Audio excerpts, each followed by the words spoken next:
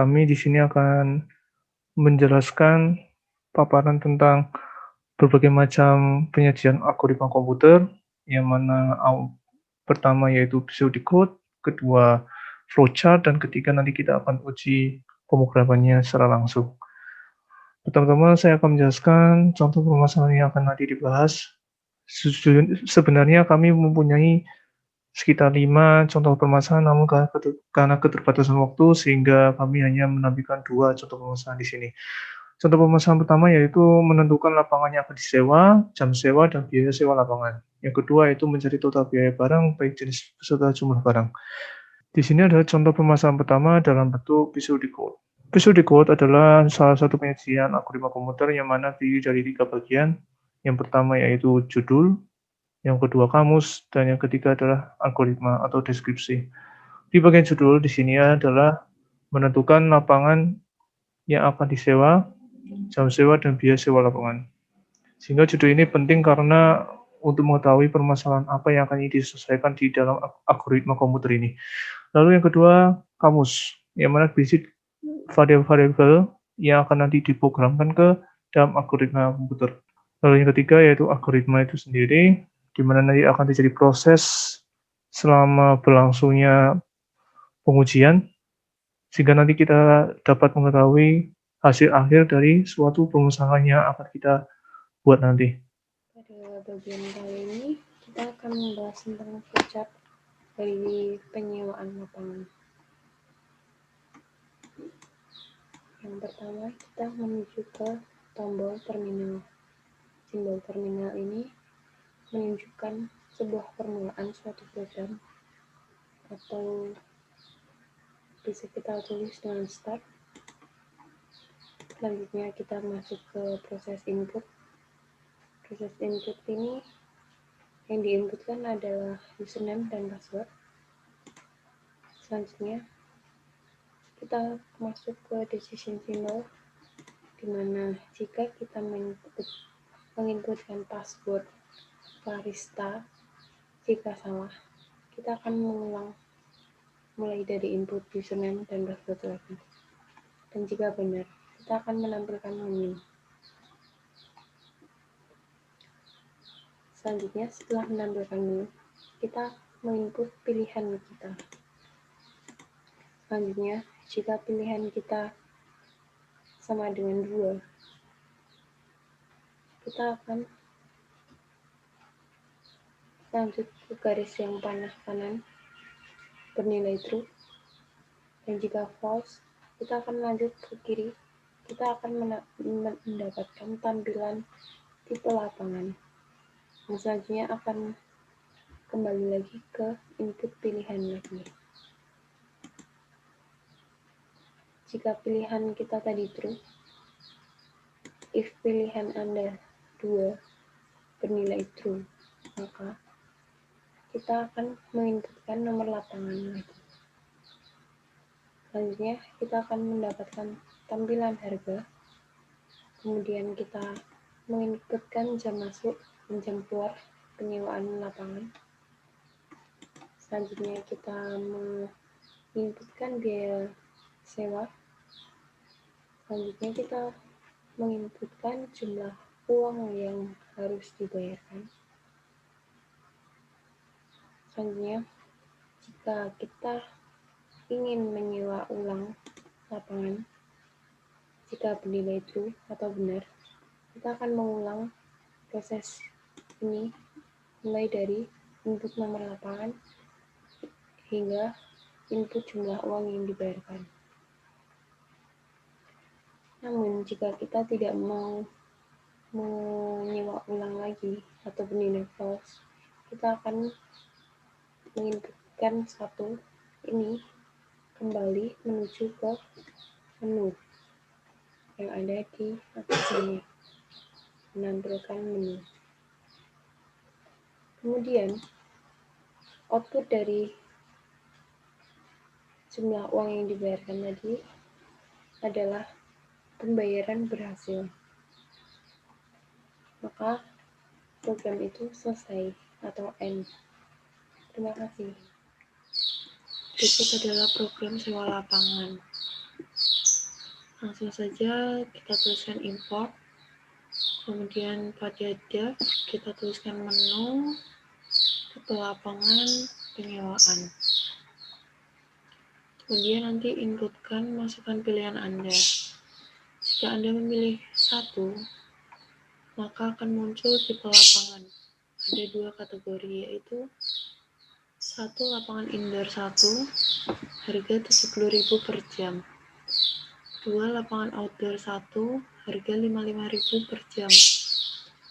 Jika kembali, maka inputkan kembali tekan 1. Jika tidak, nanti akan tertulis terima kasih telah menggunakan aplikasi ini.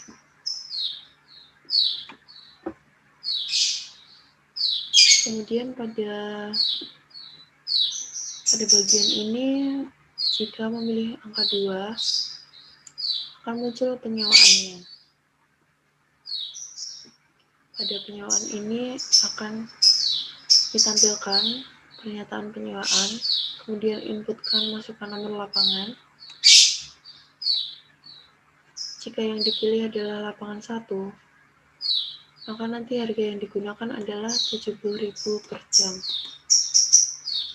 Jika yang dipilih adalah lapangan 2, harganya adalah 55.000 per jam.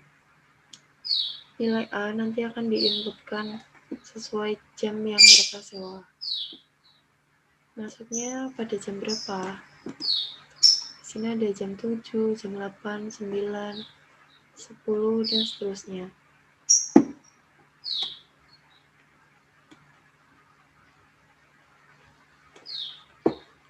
Pada nilai B itu adalah keluar jam berapa.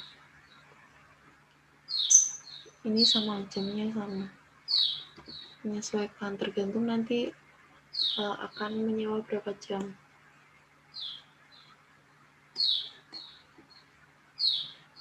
Kemudian pada harga, inputkan biaya sewa lapangan. Rumusnya seperti ini. Kemudian setelah dituliskan rumusnya, nanti akan muncul tampilan harga yang harus dibayar adalah sekian. Kemudian inputkan total pembayarannya. Misalnya mereka membayar dengan jumlah yang lebih, nanti kan ada sisanya nih. Nah, di sini nanti akan dihitung.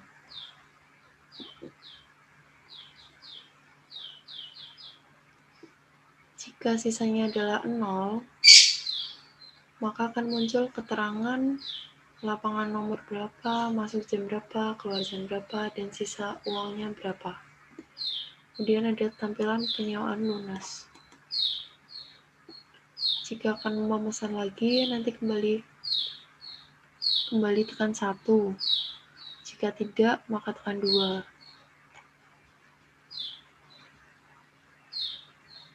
Jika menekan 1, akan muncul ke penyewaan lagi. Jika tidak, nanti akan kembali ke menu tekan 1.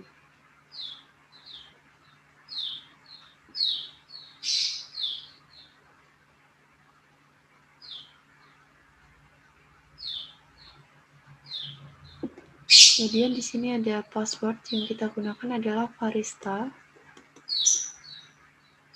Welcome-nya 0, print login page.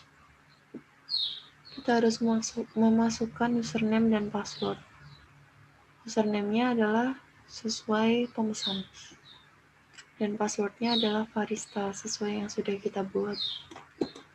Ini bisa diganti-ganti. Oke, lalu kita jalankan. Ini login page, username.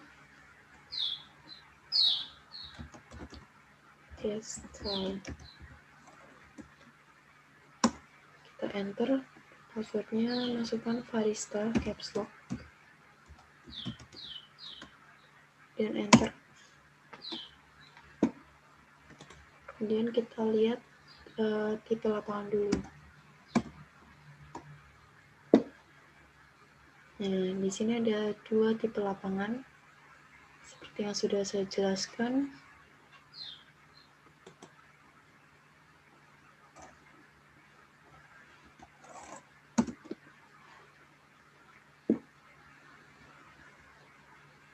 Nah, ini saya tekan 1 ya tadi, maka akan kembali ke menu yang awal, menu yang ini. Tekan 1, kemudian tekan 2, penyewaan.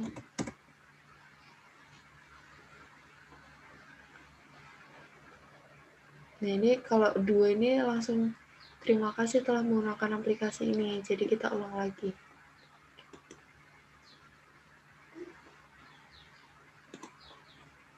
Bentar. Jalankan lagi. Username guest star. Password barista.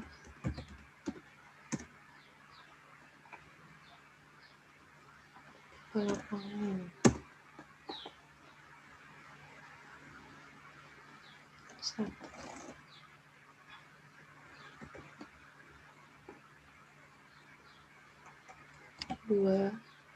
2 penyewaan.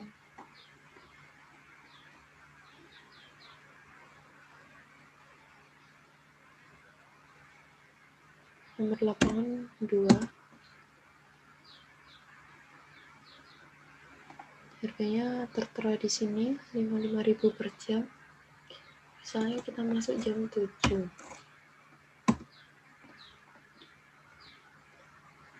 Keluar jam 10 misalnya. Ya, sewa sesuai dengan harga yang ini 55.000.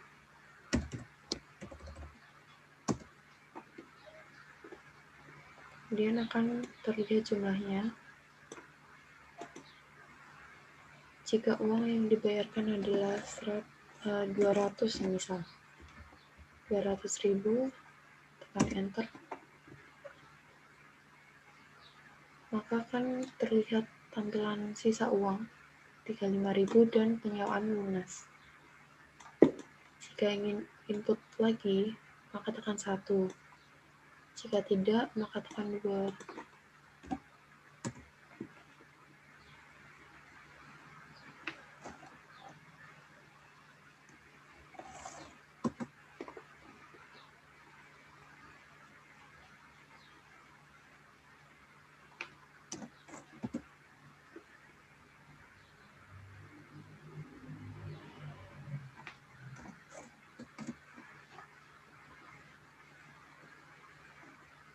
Daya ini ulang-ulang terus.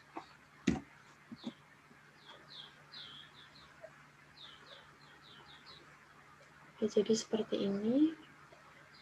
Hasil akhirnya adalah ini. Keterangan ini.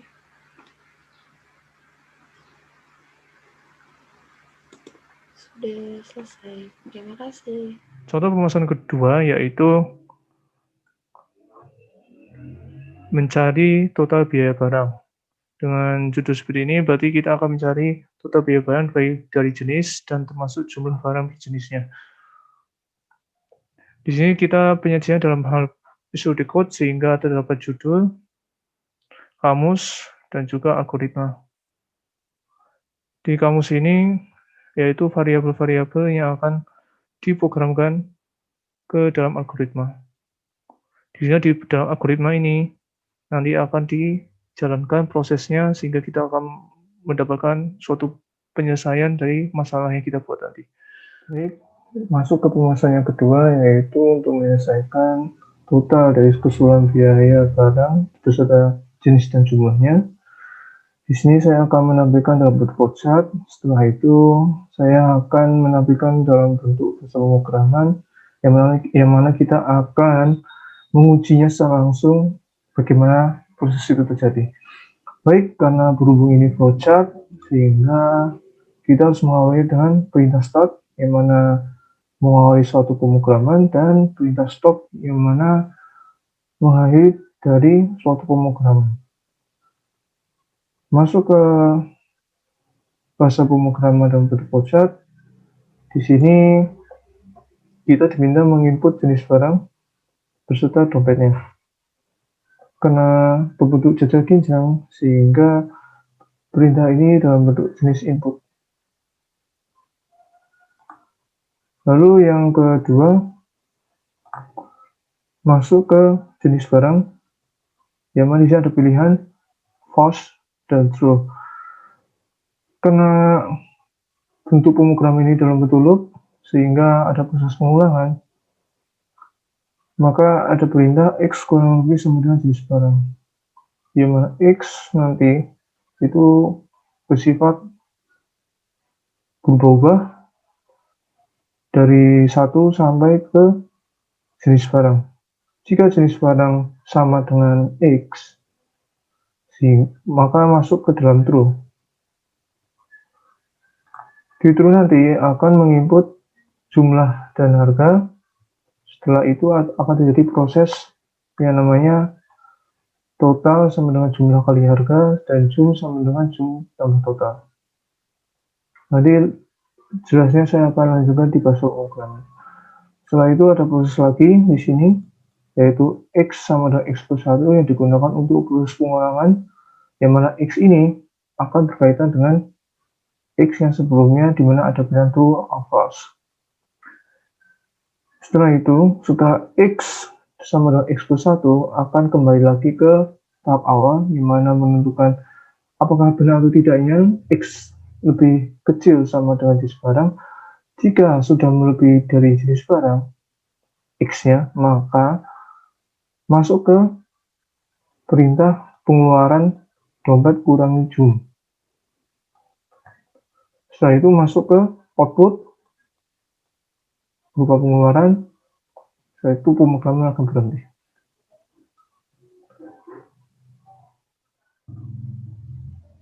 Baik, selanjutnya ke bahasa pemrograman yang kedua, yaitu mencari total biaya barang. Mencari total biaya barang. Ini sebagai judul. Lalu yang saya jelaskan sebelumnya, ini variabel. Di sini variabel. Sorry, dan ini juga ya. Variabel. Dan juga yang terakhir ini deskripsi.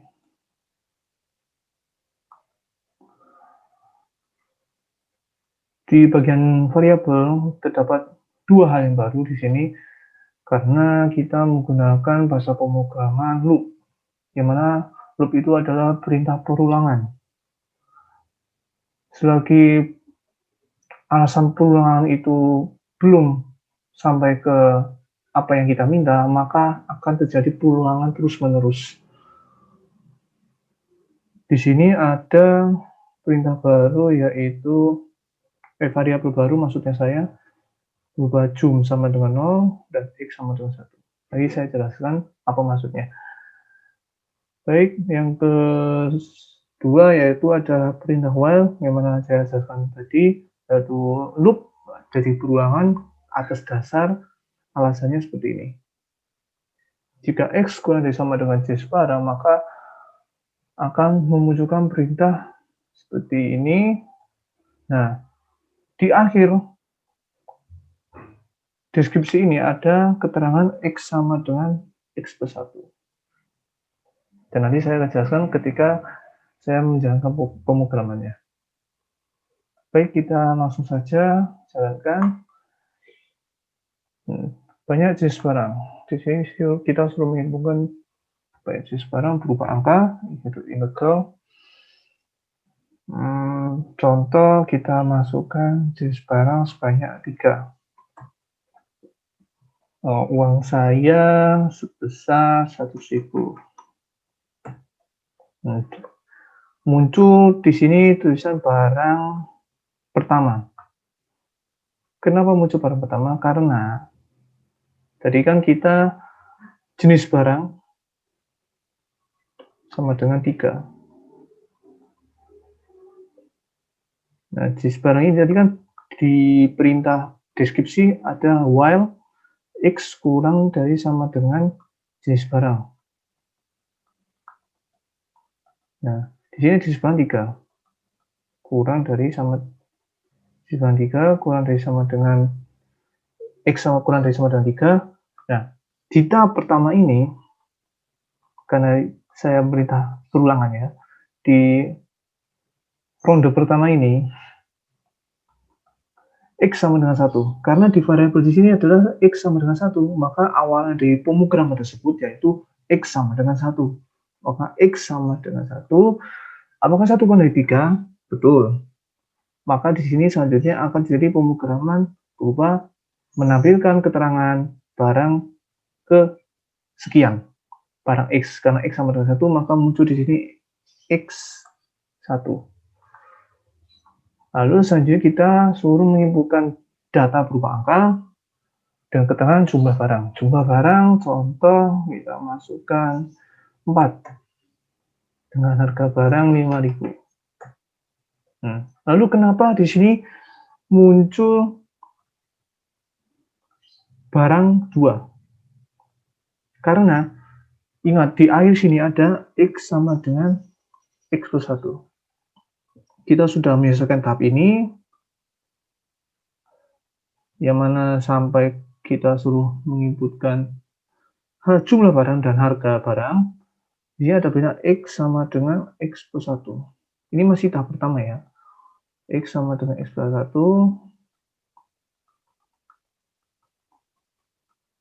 Dimana X pertama tadi, ingat X pertama tadi adalah 1.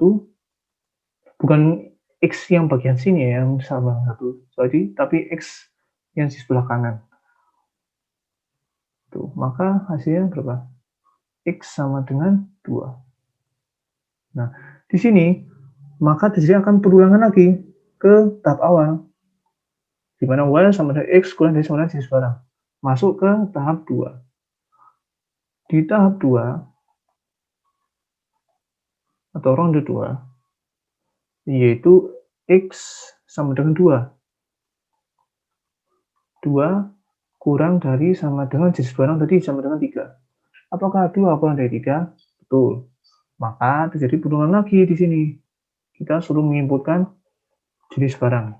Jumlah barang maksud saya. Jumlah barang contoh kita masukkan 2. Lalu barangnya harga barang 10.000. Langsung ke barang 3. Masuk ke tahap 3. Sekarang tahap 3. Di tahap 3 tadi kan X di sini, X-nya tadi kan sudah jadi 2. Tadi kan X2 ditambah 1 sama dengan 3. Nah, apakah 3 kurang dari sama dengan 3? Betul. Maka lanjut lagi ke tahap ketiga, yang mana terjadi perulangan suruh menginputkan jumlah barang dan harga barang. Jumlah barang, contoh 5. Harga barang 1.000. Lalu di sini sisa dompet sebesar 55.000. Ya di sini 55.000 ya. 55.000. Kenapa bisa seperti itu? Kenapa tidak lanjut ke barang yang keempat? Karena ingat di sini ada batasan X sama dengan X1. Di mana X tadi karena udah masuk ke tahap 3, sehingga X sama dengan 3 ditambah 1 sama dengan 4. X sama dengan 4. Baik, kita lanjut ke tahap awal. While X kurang dari sama dengan jenis barang. Jenis barang tadi 3. Apakah 4 kurang dari sama dengan 3? Tentu saja tidak kan? Sehingga di bagian ini, pemrograman ini akan tidak akan terjadi input data lagi karena tidak sesuai persyaratan yang sudah kita tetapkan sebelumnya, di mana X kurang dari jenis barang. Kurang dari sama dengan jenis barang. Lalu bagaimana kita bisa, saya hapus dulu semuanya, lalu bagaimana kita bisa mendapatkan hasil akhir berupa sisa dompet sebesar 50.000. Baik, di sini ada perintah setelah pengulangan sebanyak 3 kali, ada perintah pengulangan sama dengan dompet kurangi jum, di mana jum didapat dari jum ditambah total. Nah, ingat di variabel sebelumnya ada jum sama dengan 0. Baik, jum ditambah total. Di tahap pertama, tahap 1 tadi, yaitu ini, jumlah barang sama dengan 4, dikali, karena total sama dengan jumlah kali harga, 4 dikali 5.000. Berarti sama dengan 20.000.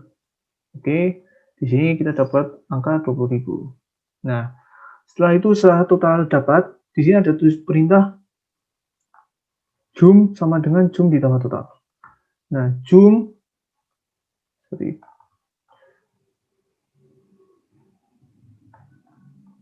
Jum di tahap pertama ya, jum sama dengan jum ditambah total. Jum pertama kan tadi divariabelkan sama dengan 0, maka di tahap pertama ini jum sama dengan 0. Sehingga di sini jum 0 ditambah total. Total tadi kita dapat 20.000. Baik, sehingga jum yang tahap pertama hasilnya 20.000. Oke, masuk ke tahap kedua. Jadi harga barang harga barang yaitu 10.000 dikali banyak barang 2. Masih 20.000. Nah, di sini beda lagi. Jum sama dengan tadi kan jumnya sama dengan 0. Ya kan? Di tahap kedua ini jum ini yang diambil yaitu dari tahap pertama. 20.000 dimasukkan ke sini. 20.000 ditambah 2.000-nya dari tahap kedua. Total dari tahap yang kedua, 20.000. Maka hasilnya jum yang kedua yaitu 40.000. Masuk ke tahap 3.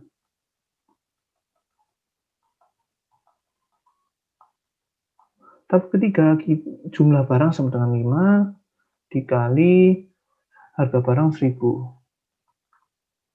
Nah, totalnya yaitu 5.000. Sama yang sebelumnya, jum, dan jum yang tahap ketiga ini diambil dari 40.000 ini. Masukkan ke sini. 40.000 ditambah 5.000 sama dengan 45.000. Oke. Nah, hasil akhirnya kan 45.000 di tahap 3 karena tidak ada tahap keempat lagi, sehingga ini adalah hasil akhir dari keseluruhan biaya barang beserta jumlah barang setiap masing-masing jenis barang tersebut. Kita hapus dulu, jadi 45.000 ya. 45.000. Nah, lalu ada perintah lagi pengeluaran sama dengan dompet kurangi jum. Ini jum hasil akhir dari sampai ke tahap ketiga tadi. Dompet kita tadi kita isi sebesar 100.000. 100.000 dikurangi 45.000.